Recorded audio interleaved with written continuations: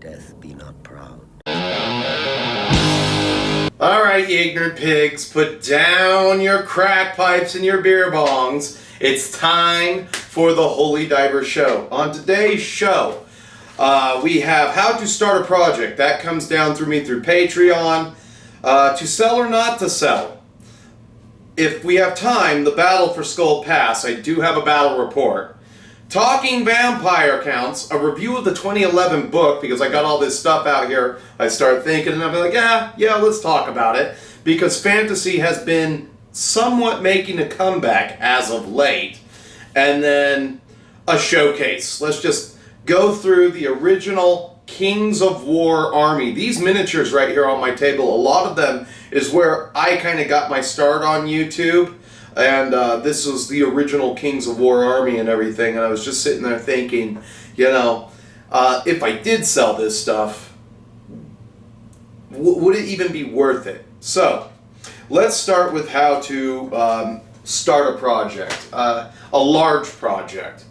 So, for me, you could sit around and you can ask the 100 questions game when you start a project. There's no right or wrong way to start a project.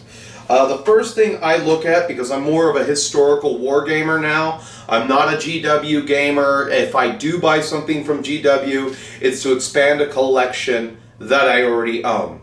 I will not buy a brand new army from GW. I might do a Beastman army, I don't know. But again, I always look at costs. So the first thing I do is I always pull up to eBay and I see what things are. So for a historical project, I always look at what can I get for my first $250. So I start from there, and usually that's quite a bit of guys there. You know, just if you're talking about historics, you know, what starter boxes are out there. So I don't really have any specific examples of starting a new project, but normally what I do is I look at the investment in time and money that I'm going to first put forth. Then let's see here. I do ask a few of these questions.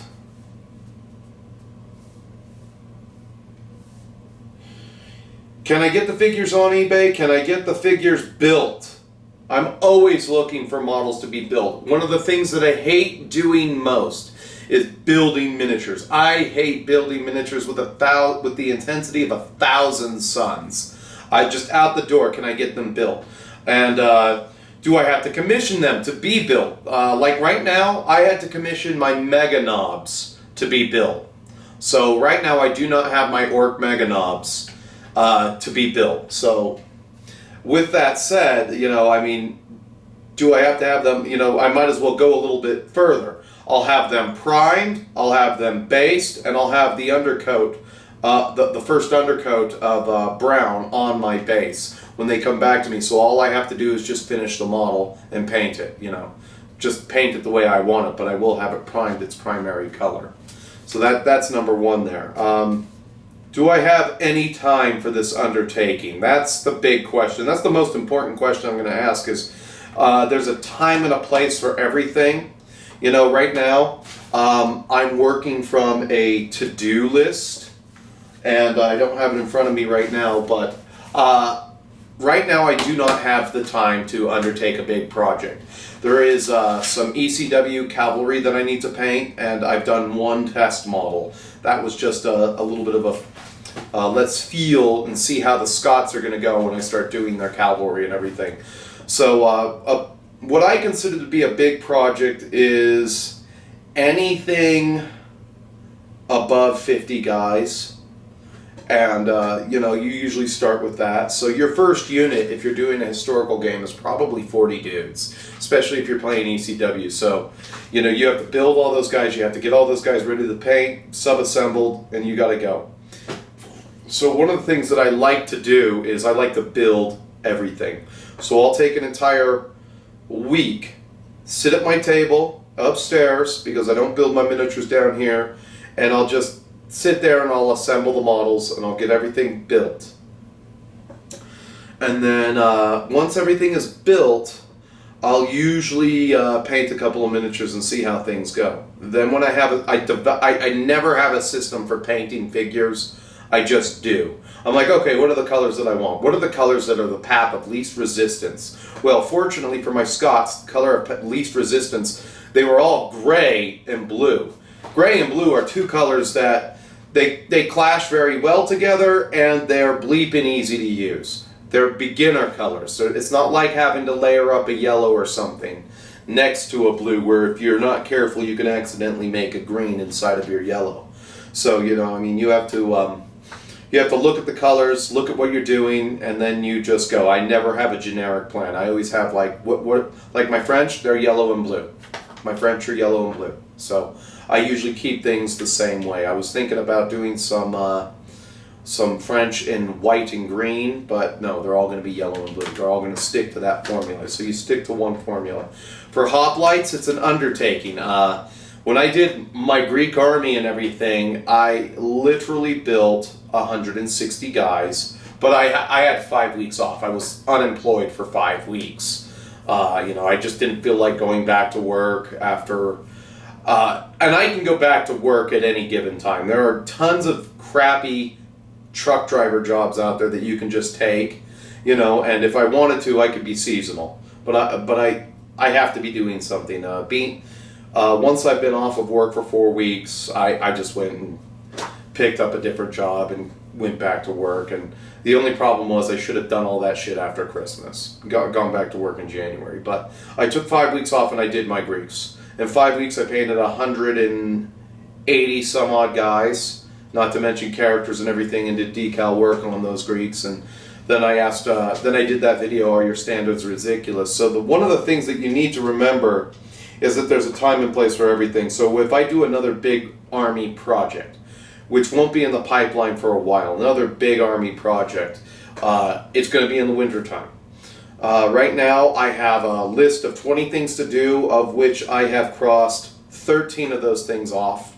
And I'm going to start my goblins, I'm going to start my knobs, and I'm going to finish my Confederates. I'm on the last row for the Confederates. I only have, that's 5 little stands. I'm on my last 5 stands, then I've got 2 cannons and 2 guys on horseback. Then my Confederates are done. I'm not going to be doing any more 11 millimeter miniatures this year at all. So once they're done, that's the big one on the list. But I didn't work on the list in order. I did all my peltists. I did all my, I always try to get little projects out of the way. This table needs to be clean for the big project. So that's something that you have to look at. Do you have time and place?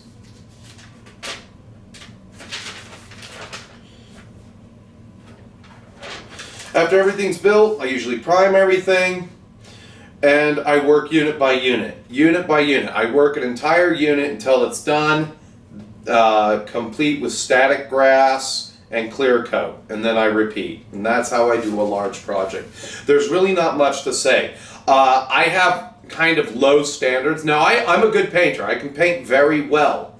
However, when you're painting a historical project or you're painting a mass fantasy army or something like that, now there's a guy, Gepetto Miniatures. I'm going to shout him out. I'm just going to, I'll have the video link. He painted up a Vampire Count's army, and it's utterly beautiful. Now I could see if that is your only project, you put the time in, you make it great, like great. You make it great, and he did a Vampire Count's army that's just out of this world. And, you know, how that video did not go viral is totally beyond me. We'll just call it algorithmic suppression. But some idiot named Goobertown paints 100 night goblins, and somehow that video also gets to go viral. It just doesn't even, YouTube does not make sense in that regard at all. And so I'll shout that out. I really liked the army and everything, and it was just good use of color. He used non-metallic metallics, which I actually want to try. But you know, I mean, I haven't been to the game store in a while, and you know, I'm not going to start anything new, even though I am inspired. So I'm just going to finish all my side projects. So, and you could sit there and you can arrange everything by a division. So usually your first division is anywhere from 96 to 124 guys if you're playing Hail Caesar or some historical game. And 96 miniatures isn't that much. It's 24 units. You got 4 units of 24. Then you have a unit of skirmishers. And then you have a commander for 97. But my Scottish army is a good example of this. Right out of the door, it was 121 guys. The last project that I'm going to be doing, the last micro project, that's not even on the list yet. This is like number 19 are my Scottish cannons. And I don't even remember where I put them, but I'm sure I'll dig them up eventually. So hopefully they're not lost. So that's how I do a big project. It's really not much more than that. I don't pussyfoot around. I just suck it up and I do it, because when I buy something, it's an investment. When I buy something, it's a 100% investment, and I do not let a miniature go unpainted. Like, there were some ships that I got for free. I never got the time to paint them, so I had them commissioned done. It was fine. It's fine.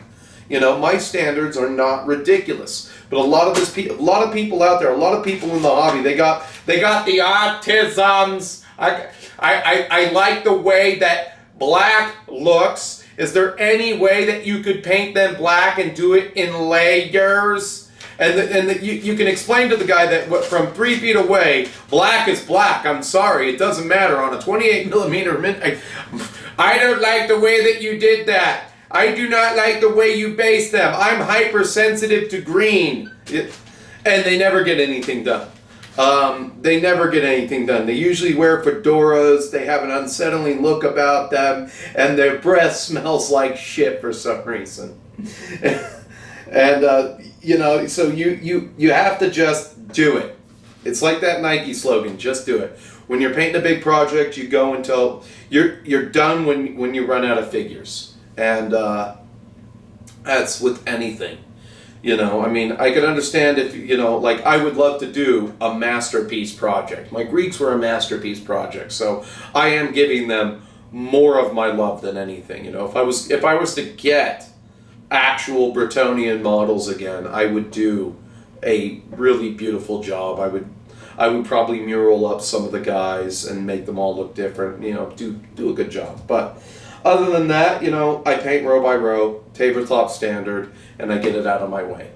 And that's just where I go.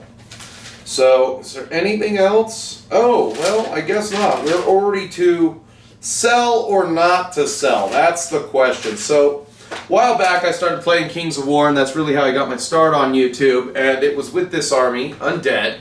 And I really do like the Mantic Undead line. It has been a pretty good, strong seller for Mantic. And they still have, I think, one of the best zombie models. I'm not a fan of the new GW zombies that they put out. Some of them are carrying their tombstones on top of their necks and shoulders for some reason. I think that's utterly stupid. And I think they might have. I don't know. I'd like to go get a new kit of the skeletons. I think those armored skeletons look awesome, but they're in really dynamic poses. So I really don't think you're going to be able to rank those up on a 20 mil unless you're utterly determined. You might be able to number them, but you know, I mean, who really wants to do that for the construction of a unit? Plus, nothing they make is easy to assemble. They have some easy assemble kits, but yeah, Undead, always a huge fan. So, you know, when I did this, you know, I'm like, if I was going to sell this army, I'm not selling the werewolves. They're mine. I just sort of looked at what I have, you know. Let's take these out for a second.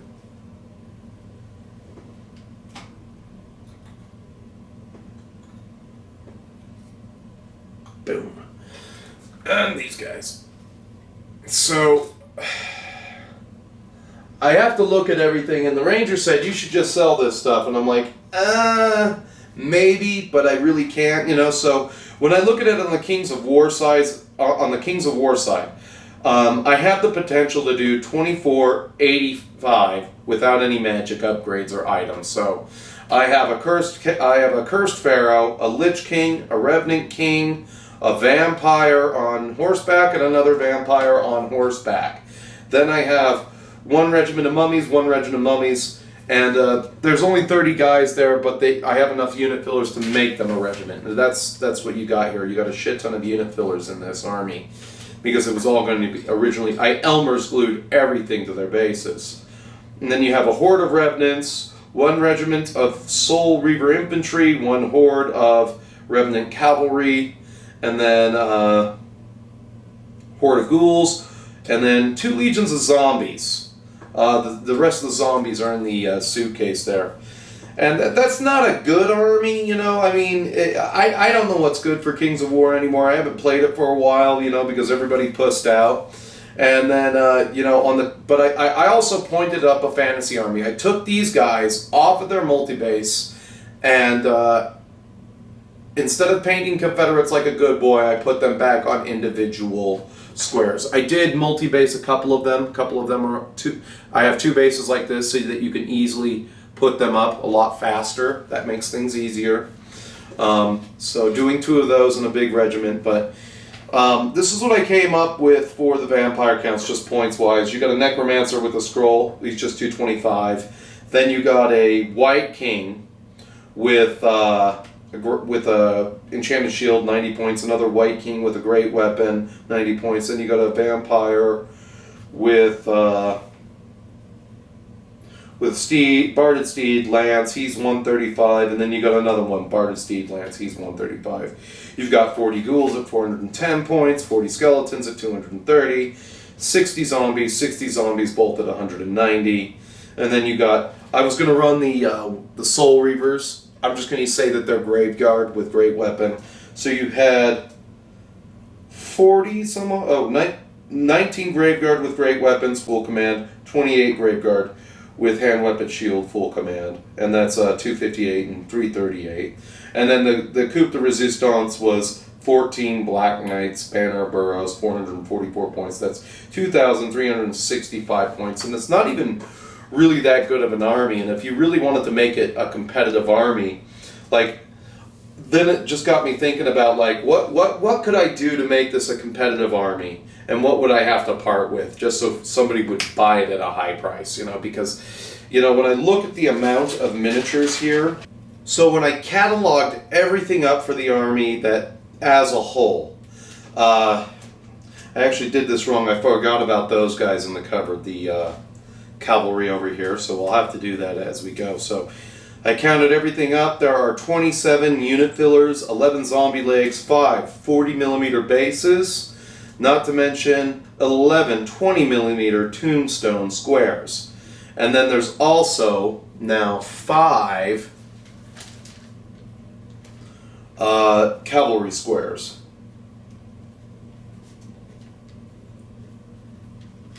So there's 5 cavalry squares. So you'd be able to have a lot of options just by putting in a painted unit filler. And 5 of those is pretty good.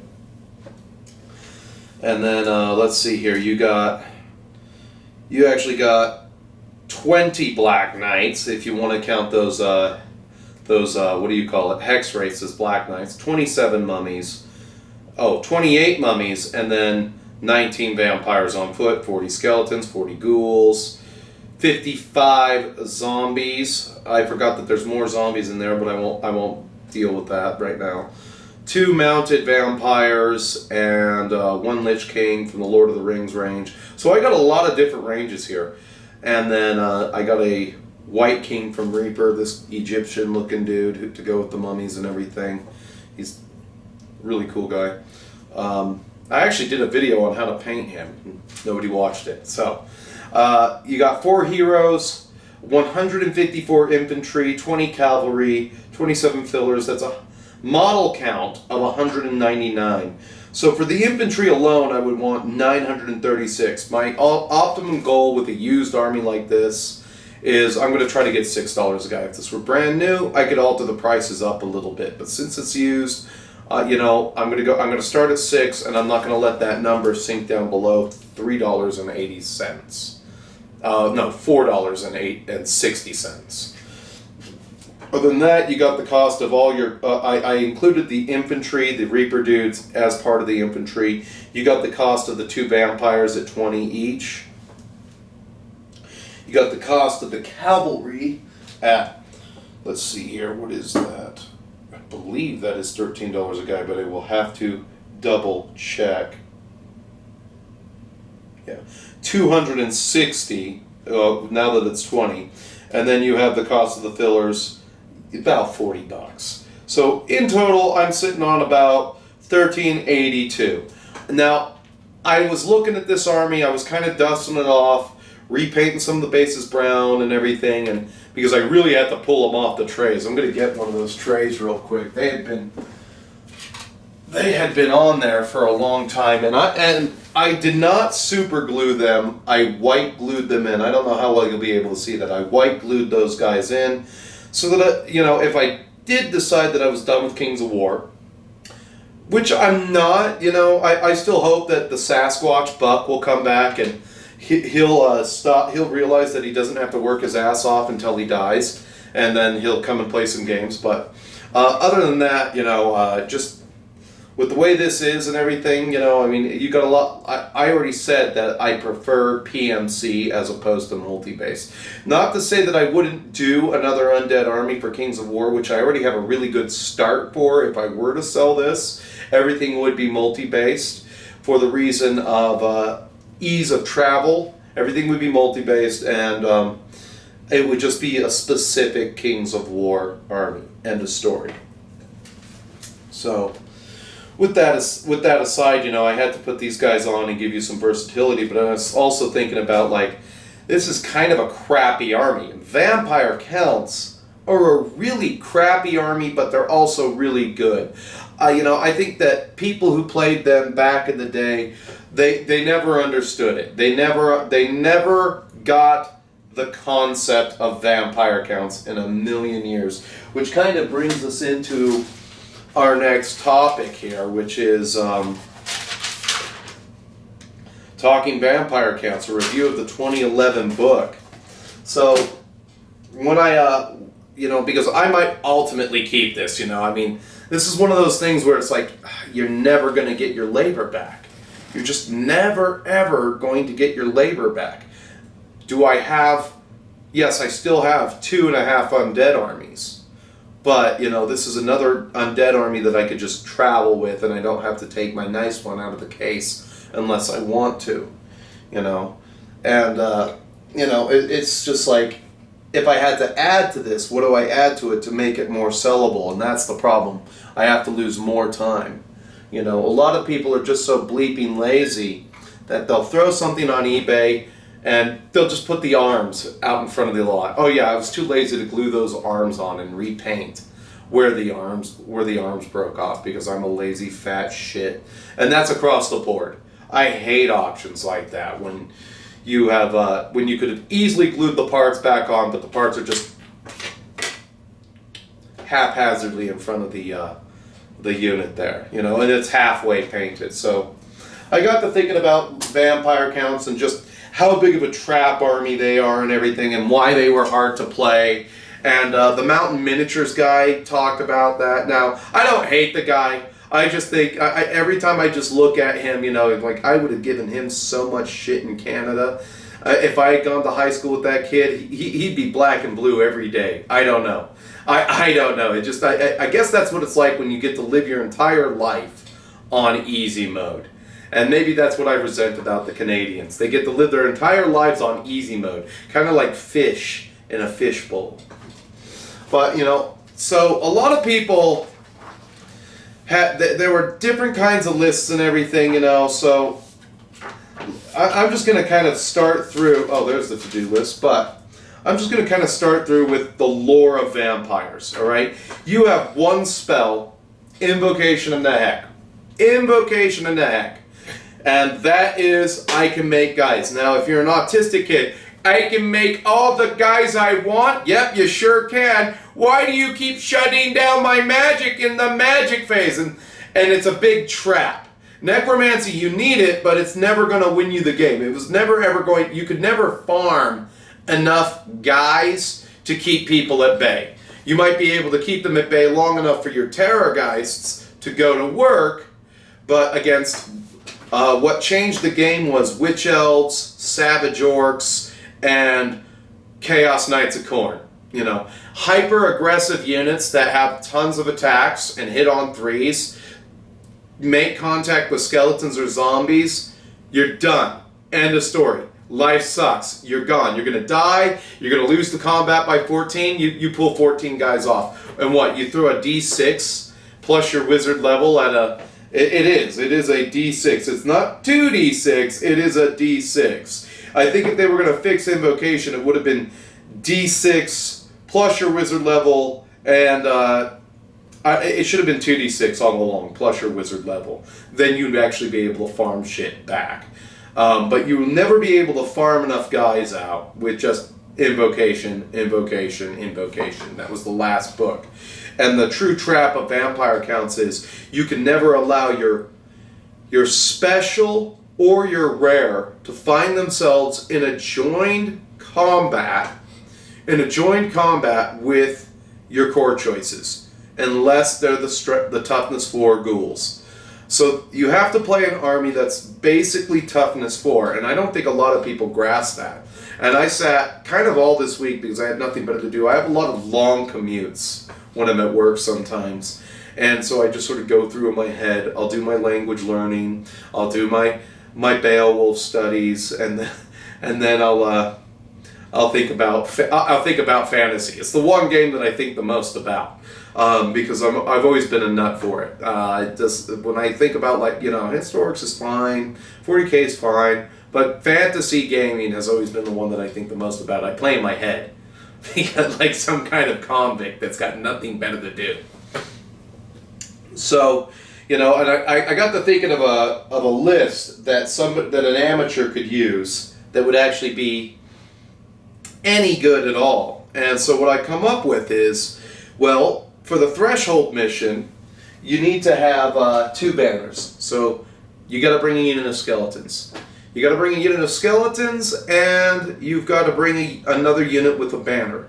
And then the other units you're going to bring might not have a banner, and that was one big trap, because without banners, let's say you only have 1 banner, you immediately lose that game as per the rules. So when I thought about core, you do the minimum amount of skeletons, 19 with a banner, because you got to have 500 points of core and then 400 points worth of ghouls. We're bringing a big horde of ghouls. They're going to be there. And then what do I need for special? Well, I thought about Graveguard. Graveguard are good, but they're slow. And I would much rather have 14 Black Knights. And the 14 Black Knights, I got thinking, how do I support this in combat? Do I give the guy inside the unit the Staff of Damnation? No. I just give him all the war gear at 135 points on horseback with the Barded Steed, and then I give him Forbidden Lore, so he's 160 points. And every single turn, I'm going to do nothing but cast Wyson's Wild Form with this guy. And that's just going to commit 3 dice to it. I need a natural 8, and because I'm casting it on cavalry, I'm +1, which needs a 9 instead of a 10. So I just need a natural 8, and because I'm +1 and it's -1 to cast, if you do it on cavalry, I can make these guys toughness 5, strength 5 every single turn. All of a sudden, they're not going to go down to piss and shit. You can shoot them all you want, because you're going to stop Wyson's Wild Form every single turn. And then this is where the trap is that people, I don't think, knew how to appropriate the necromancy properly. So behind the Black Knight somewhere, I got my Master Necromancer. Now that you've spent all your dice there, well, I might take this guy who's flying around on a Hell Steed and cast Melanchoth's Mystifying Mesmia. Alright, you gonna stop it? Goes on a 5. I put 2 dice into it. Alright. Okay, you stopped it. It's good. You're not gonna be -D3 to your weapon skill now. Now I'm gonna cast Necromancy. And I don't think, I mean, there are some people who strictly played vampire counts that understood this, but when I was in my heyday back in 2011 or something like that, or playing fantasy avidly every single weekend, whenever a new person came in, I'd always say, no, you don't want to play vampire counts. No. Play Lizardmen. Oh, my autism doesn't like Lizardmen. No, you will not be playing vampire. No, you don't understand. And they'd buy the vampire counts, and we'd have our first game, and I would just make it a point to mop the floor with the motherfucker. Just mop that. I'd be like, Handagork, I pick up my savages. We win because we rolled halfway decent in close combat. And the problem is, if you get into, let's say you get into a fight with the skeletons and Graveguard are fighting the Savage Orcs, I'm going to swing as many attacks at the skeletons as I can. Because I don't need to worry about Graveguard at that point. Because if I win the combat by 14, you by default are going to lose 14 Graveguard. You see what happens there? The more you bring, if your one dumb skeleton bunker gets into close combat, you're in trouble. Now there was a guy, I can't remember his name, he used to play Vampire Count specifically, and he made a pretty good battle report. He also played Orcs. And I don't remember his name, I just know he doesn't have a channel anymore. But that's the first nuance, is that you have to keep your entire army together, you have to deny a flank, just deny a flank, and then you have to surge forward. And so the other things that I thought to bring for, like, if I was making this list for an amateur player is, you're going to bring 2 units of Crypt Horrors. They're toughness 5. Deal with that. They're toughness 5 and there's 2 units of them. And they've got poison attacks, and they've also got Stomp, and they're a solid unit. They're cheap. At 228 points, that's ogre prices right there. That's ogre prices right there. So I got 2 units of those guys on either side, and if I have to, I can cast the Wysons on them and say, come get some.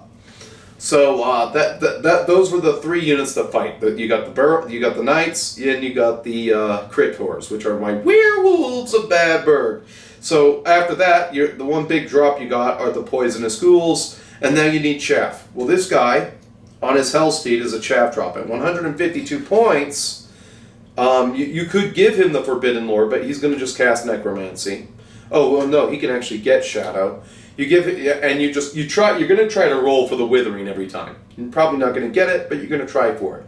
Then you'll just settle for the signature spell, because you can fly around and lower people's weapon skill. And now everybody has to hit you on 5s anyway.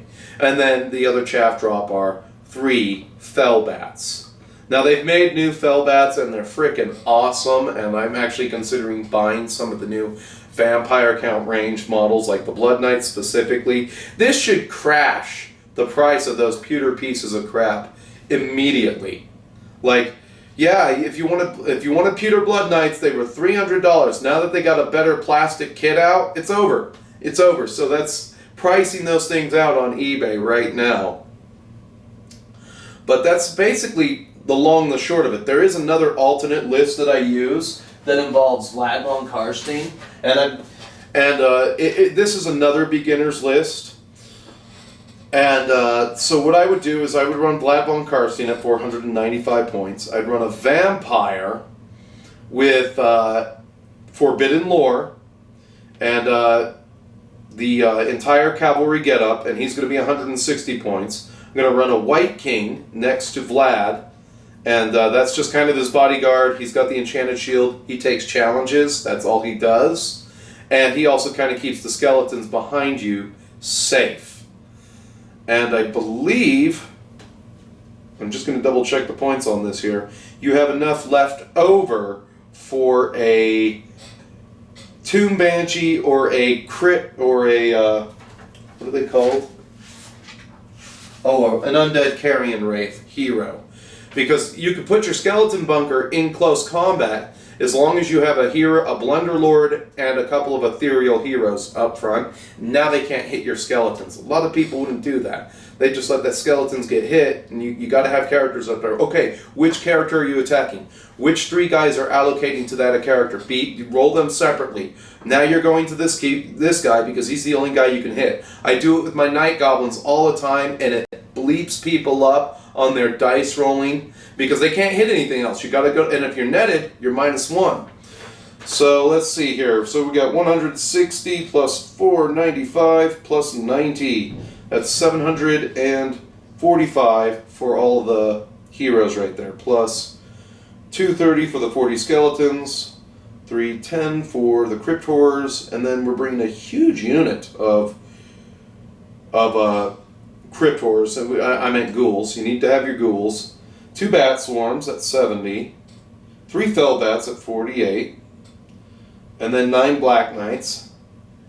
Or, oh, you have 30 points left with that.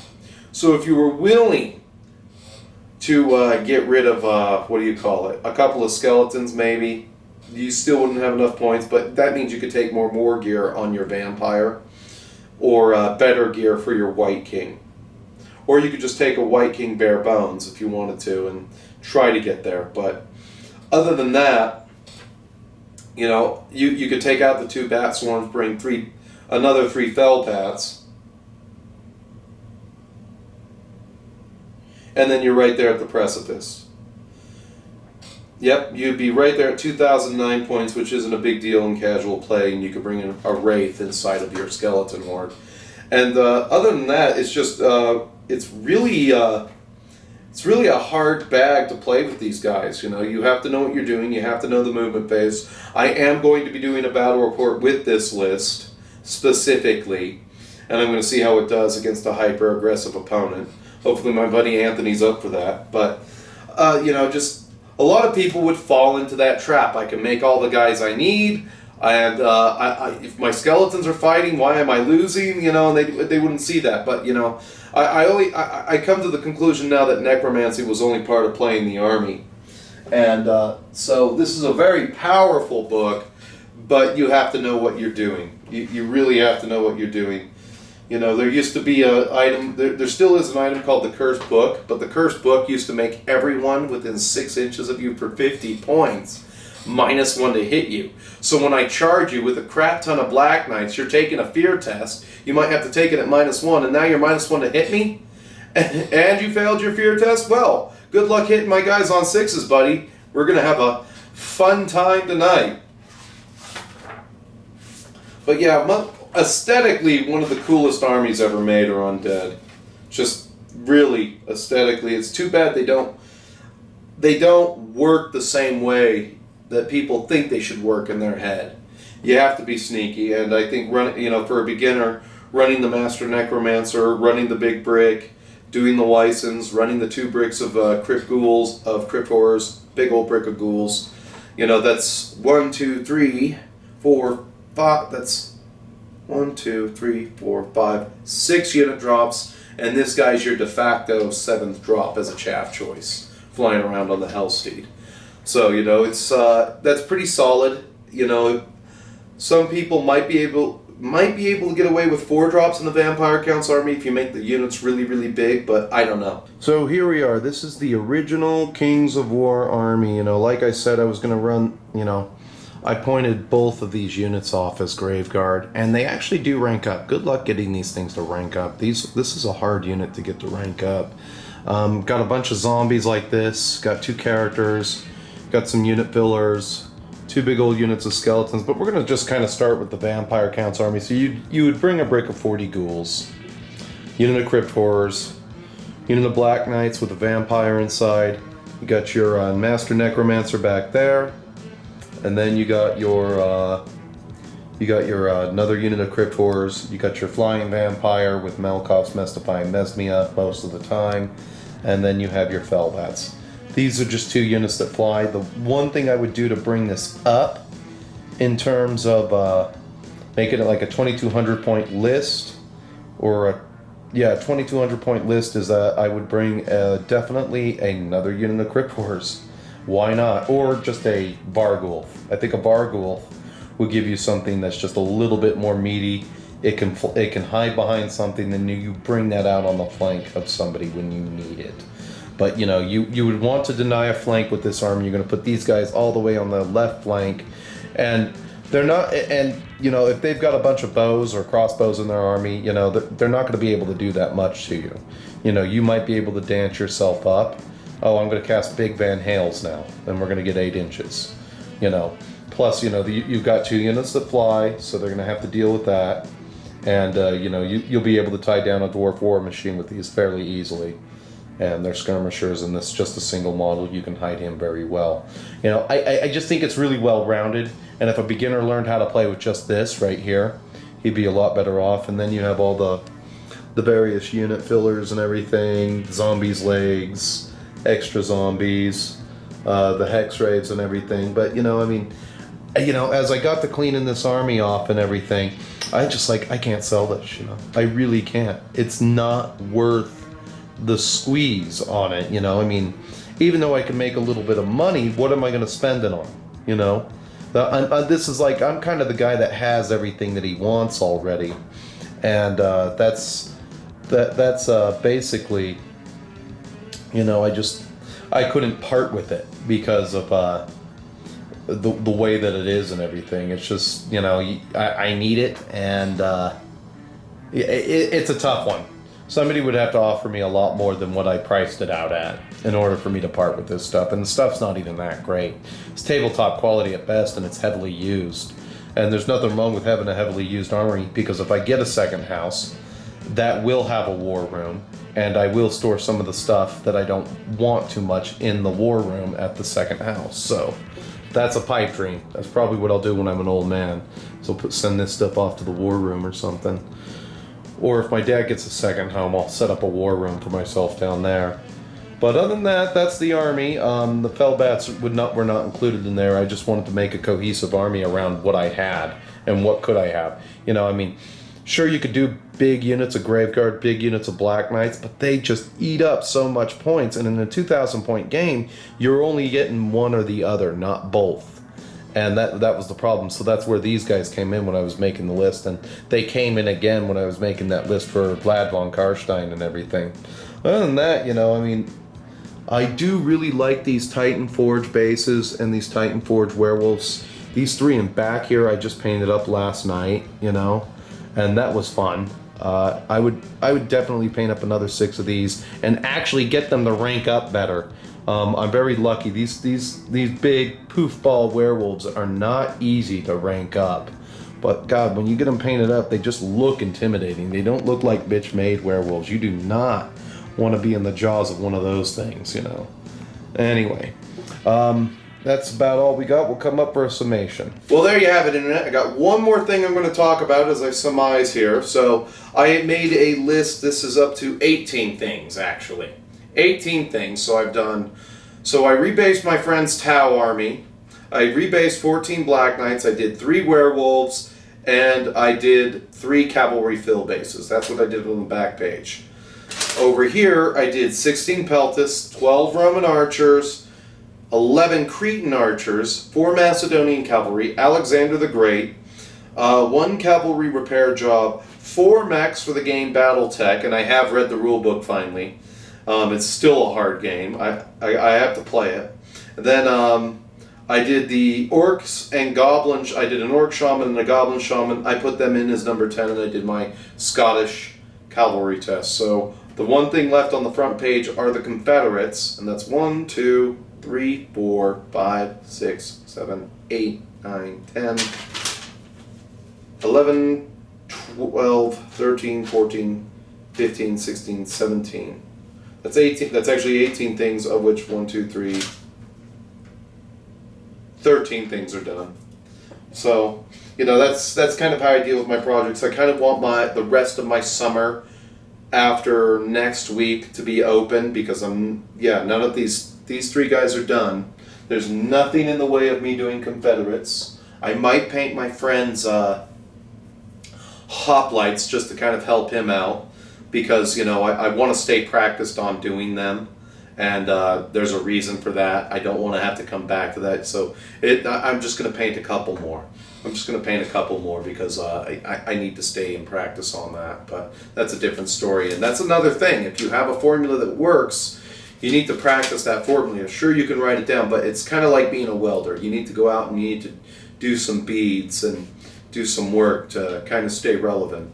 And I'm going to make another push for Macedonians here, maybe this winter.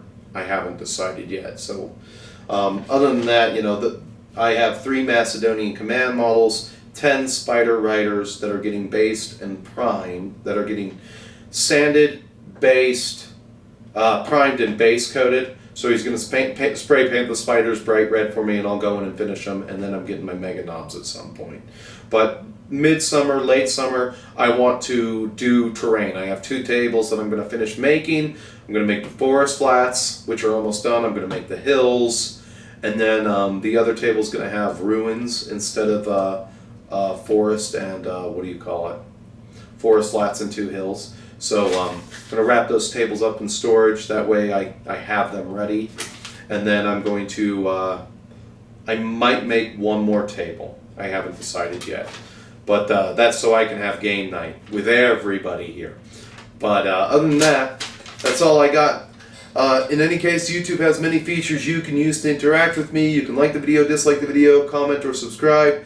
I promise to have a better show for you next time. But until I see you again, stay metal. Don't forget to check me out on Instagram and Patreon. When on. I friggin' sold out. It's better to burn out than to fade away. Whoa, whoa, whoa.